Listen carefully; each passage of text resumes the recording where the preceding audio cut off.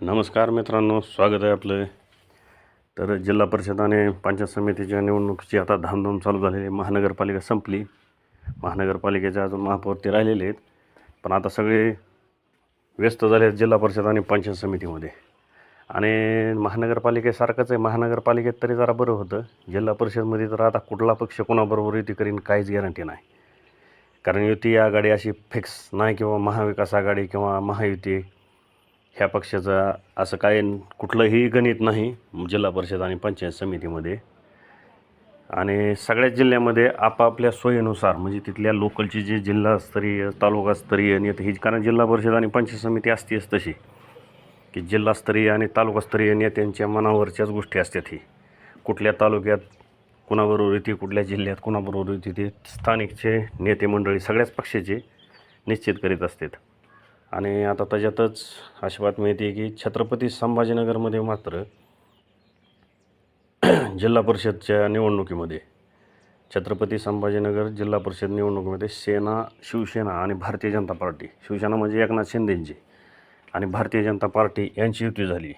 आणि तिथंच छत्रपती संभाजीनगर जिल्ह्यातच ठाकरे सेना उद्धव ठाकरेंची, नंतर वंचित बहुजन आघाडी प्रकाश आंबेडकरांची आणि काँग्रेस यांची युती झालेली.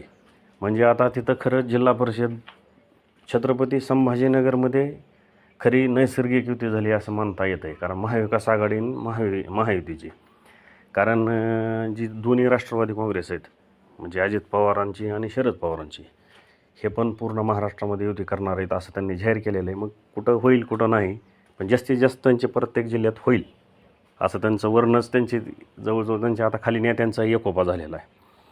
पण छत्रपती संभाजीनगरमध्ये योग्य युती झालेली की महायुती आणि महाविकास आघाडी असं म्हणता येईल. फक्त दोन्ही राष्ट्रवादी काँग्रेस त्याच्यात सामील नाहीत, नाहीतर वंचित बहुजन आघाडी, ठाकरे सेना आणि काँग्रेस एका बाजूला, आणि एकनाथ शिंदे यांची शिवसेना आणि भारतीय जनता पार्टी एका बाजूला, असं फेस टू फेस लढत होणार आहे तिथं. कारण दोन्हीकडच्या मुख्य नेत्याने त्या जिल्ह्याचे, म्हणजे दानवे असतील किंवा इकडचे शिरसाट असतील, तर किंवा वंचित बहुजन आघाडीचे काँग्रेसचे कोण मुख्य नेते तिथले, त्यांनी सगळ्यांनी स्टेटमेंट दिलेली आहेत किंवा आमची युती झालेली. मग एका अर्थानं तेवढं छत्रपती संभाजीनगर जिल्ह्यामध्येच खरी लढत पाहायला मिळेल. कारण दुसरीकडे आपण बघतो की तालुक्यात बदल आहेत.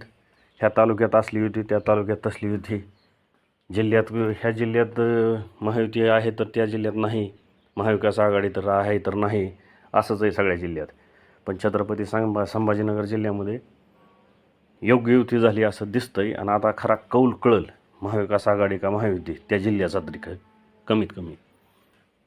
तर तुम्हाला तुमचं काय मत आहे ह्यावर सांगा. आणि चॅनलला सबस्क्राईब करा, लाईक करा. जय हिंद, जय महाराष्ट्र.